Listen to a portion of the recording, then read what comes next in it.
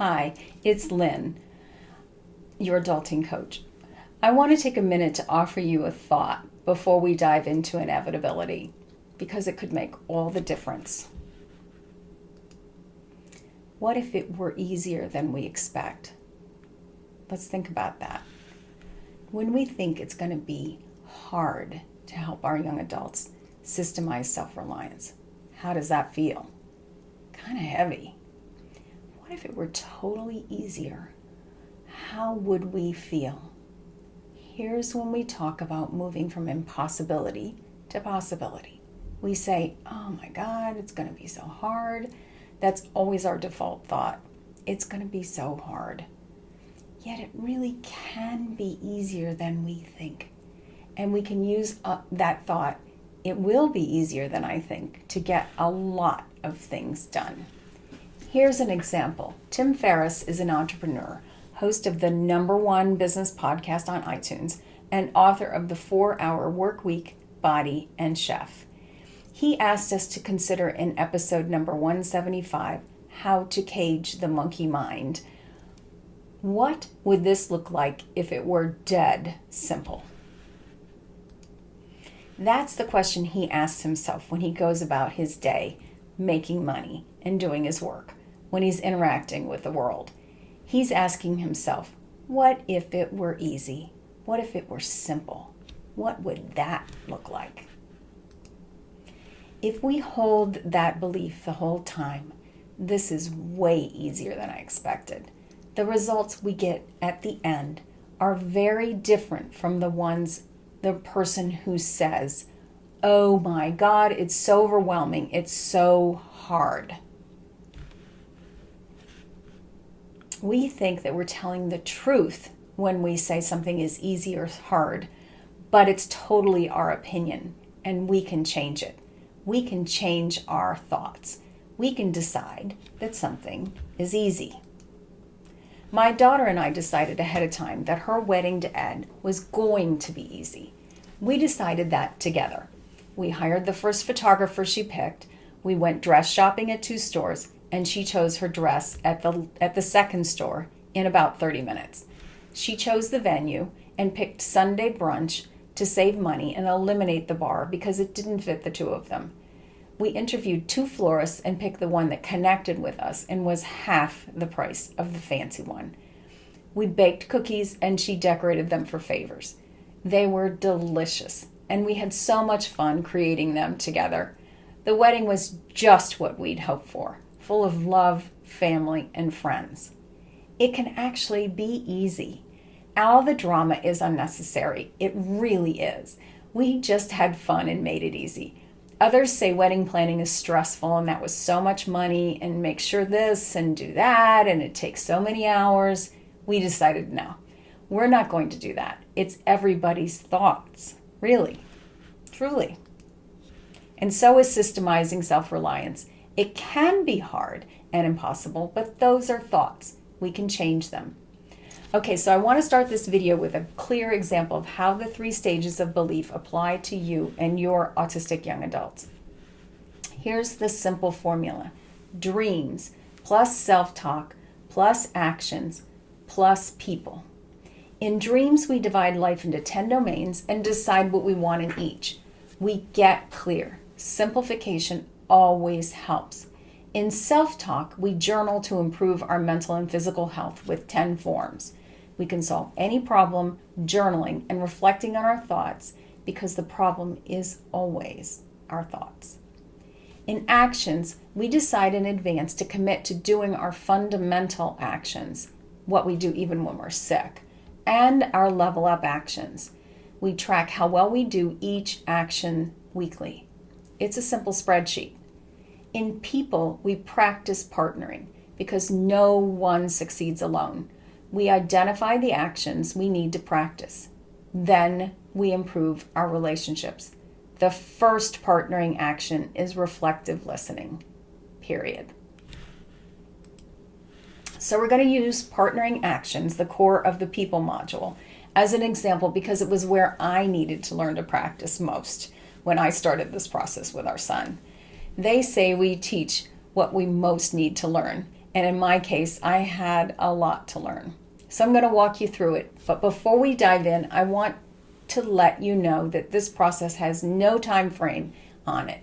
I've seen families master it in a matter of weeks, in a month, a few months. It took me over a year, and I still need to remind myself to practice reflective listening, especially when I am triggered. Everyone learns at their own pace. But I've also seen families do it in 6 weeks, 6 months, a year. Who cares? We are committed to this result.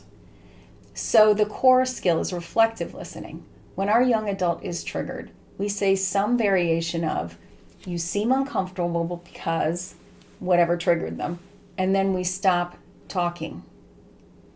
The hardest part is to breathe in through the nose, close the mouth, really still our minds, and listen. We reflect their emotion and thoughts as many times as it takes until they feel seen. You'll know when they feel seen because they will exhale and relax a bit. We can't give any suggestions, advice, or thinly veiled criticism. I mean, you know what I mean. When we really listen, our young adults feel seen, safe, and soothed. Then they can start problem solving. We say, I wonder what you want to do. We think, they're going to figure this out. We watch our thoughts and don't say a thing. We hold space for them to figure out what they want to do next. That's when they start becoming self-reliant. We don't get stuck in impossibility and the confusion that comes with the impossible stage of belief because we recognize it through noticing our thoughts and helping them notice theirs. We start steering our minds. When we slow down, notice our thoughts and how often we stay in each stage and how much action we take, we move from possibility to inevitability. It's nothing outside of us. It's all inside. And even if something did happen outside of us, for those of you who might want to argue with me, who cares? It doesn't serve you to think that at all. I mean, it just doesn't serve you.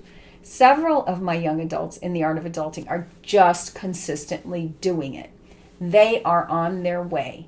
Nothing blocks them. Sure, they struggle, and we look at their thoughts together. But they don't stop until they figure out their next steps. So I ask others who are struggling, what's the difference between you and them? And one of my young adults so honestly said, well, they don't have my brain.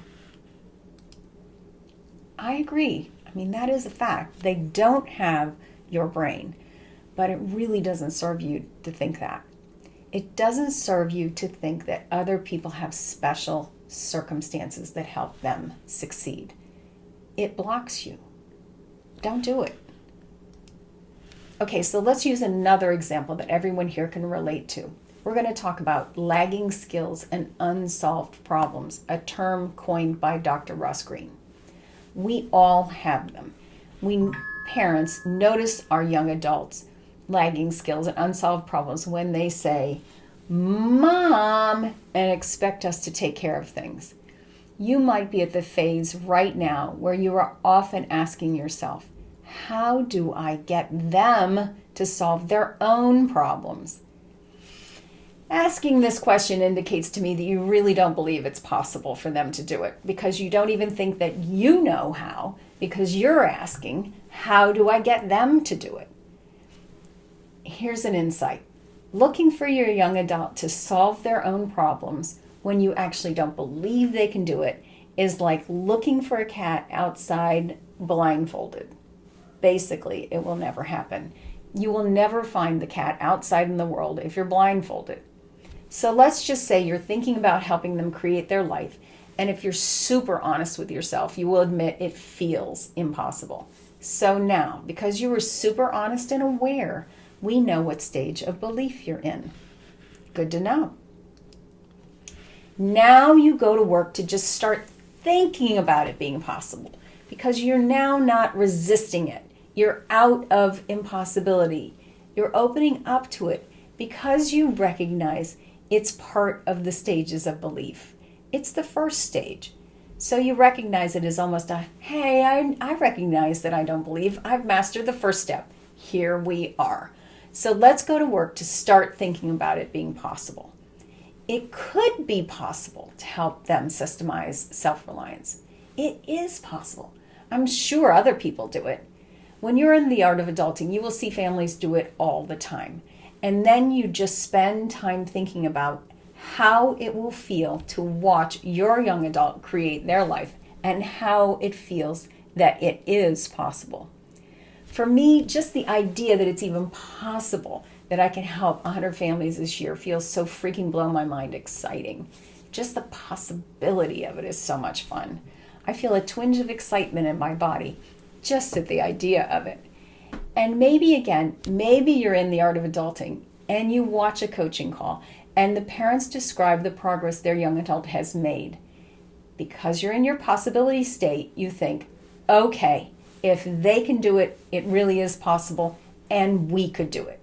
And it fuels you a little more. Right now, you're in the part of possibility, maybe even where you recognize it's possible for other people, and that's okay.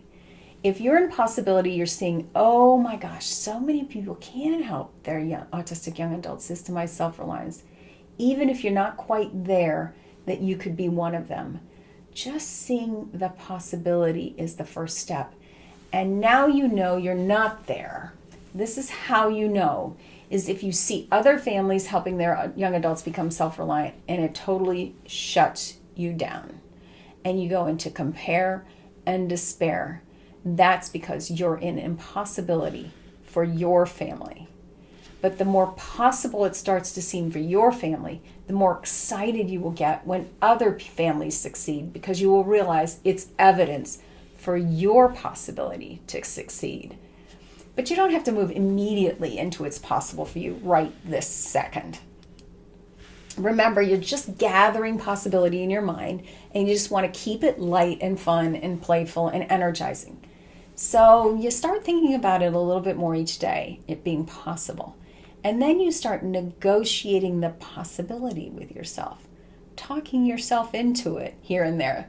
Just like we do when we want to buy a pair of shoes or something online that we just have to own. We start saying things like, it's possible that we could help our autistic young adults systematize self-reliance, and here's why. You start coming up with your evidence, your arguments. I mean, imagine you're arguing for the possibility in front of a jury trial, defending your family. Present for the defense. What arguments do you have?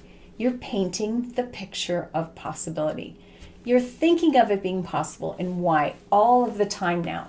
Days and days of just riding the possibility wave. Ideas strike you while you're thinking impossibility of how to help your young adult, and you just keep taking action on them.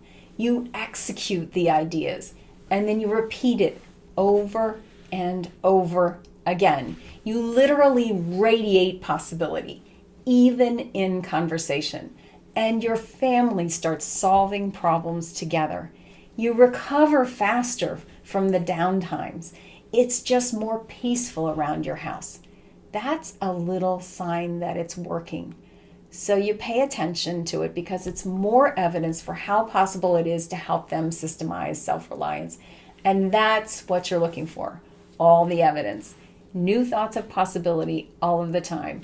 It's on your radar, you're just constantly looking for it, and you keep going in this process. So you and your young adult talk regularly. They're telling you about their life GPS, their projects. They consult with you when they struggle. You encourage them.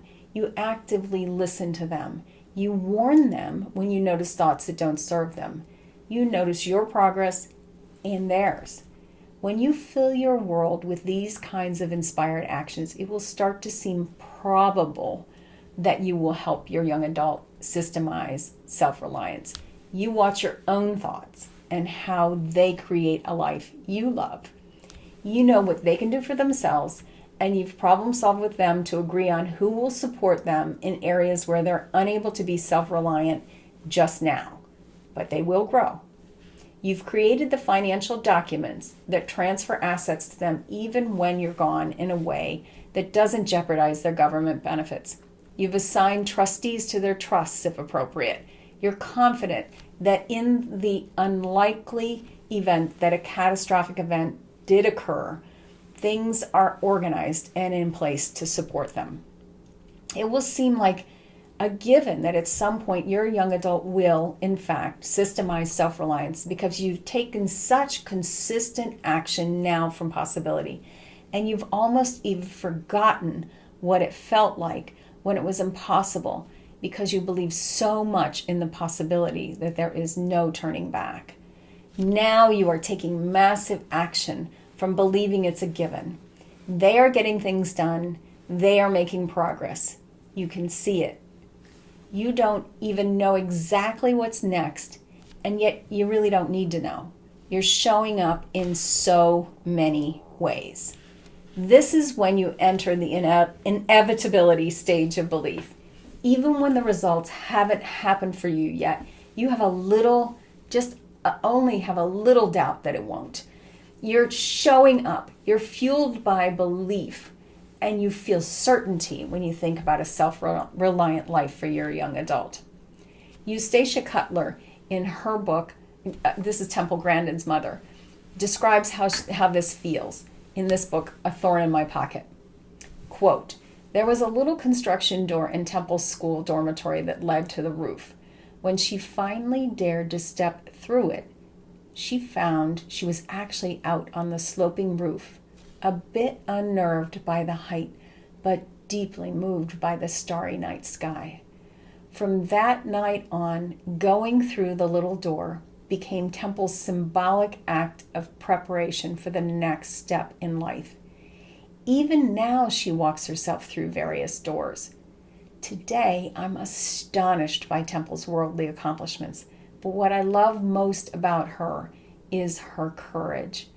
Despite the hazards of her autistic landscape, she's never hesitated to go through the little door, with no guarantee that what's on the other side will ever make sense to her."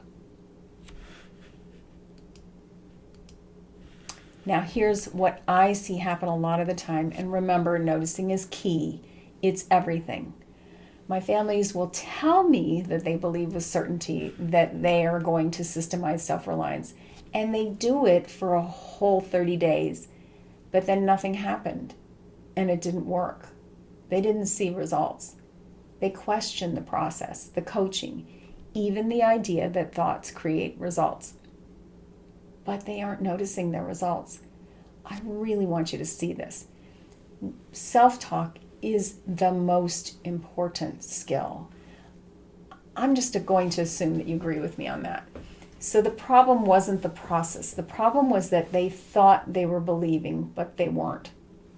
I'm going to say that again. The problem wasn't the process. The problem was that they thought they were believing and they weren't. I think that is the biggest issue parents face when systemizing self-reliance. I see it. I see it a lot. It's probably one of the number one things I see most often is people telling me that they believe when they really don't. If we don't connect with our young adults and don't believe they can be self-reliant, we have to get honest with ourselves.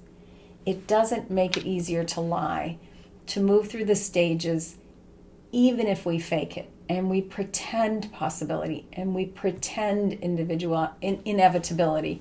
Our brain knows the difference. We can't lie to it. I think the hardest thing is understanding, really noticing when you're believing and when you're not. How I know that the person who comes to me and says they did it for a whole 30 days and nothing happened and it didn't work, how I know that they weren't really believing ever is that they quit believing. Their belief was based on something outside of them happening. It wasn't true belief. If you can drop your belief after 30 days because you didn't see results, it means you were never really in belief in the first place. These stages, when we actually go through them, strengthen our belief. So much so that when we reach the inevitable stage of belief, we can't turn back. It's impossible because it's who we've become. We have actually changed our belief. So if this happens to you, I want you to notice from here on out what this means when you say, I tried it and it didn't work. I believed for 30 days straight, or I tried to believe. How we know you didn't believe is because you quit and you stepped away from it. Maybe subconsciously, maybe you're just not really aware of the thoughts. But if you made a deal with yourself to believe only for 30 days, it's really not believing. Listen to me, if you commit to yourself to get the results you want for your family, you aren't going to stop. Nothing is going to stop you. Definitely not somebody telling you that you can do it in 30 days, and then if you don't do it happen, you say it's their fault and you're quitting on yourself. I'm sorry. That just doesn't work with me. That's on you. I really want you to be onto yourself when you're lying to yourself, when you're saying you're believing and you aren't.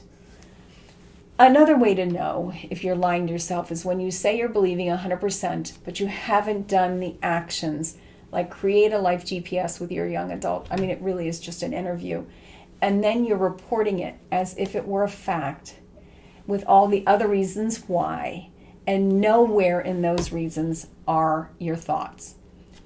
Because when you're in the stage of inevitability, you believe it is inevitable.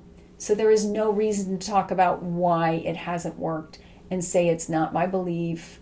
I believe, people tell me that it's not belief. I really believe it's the process. It's my young adult. It's my partner. It's this, it's that, it's the other thing. Because I really believe. Because when you're in inevitability, you never say stuff like that because it's inevitable. So of course it's happening. You can just be busy believing and doing. But it's important to note that being in this stage doesn't mean that there's no doubt.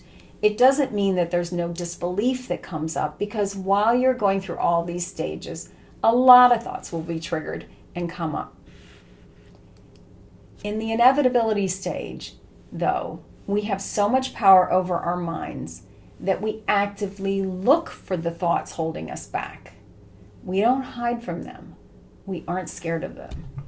In this stage, our dominant belief will be leading the way. And the dominant belief, when we really are in this stage, is belief.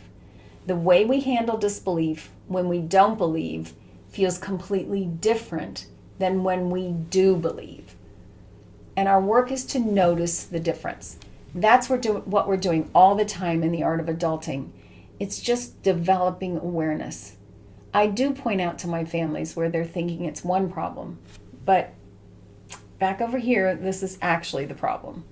Most of the coaching that happens in our community is just helping people notice their thoughts.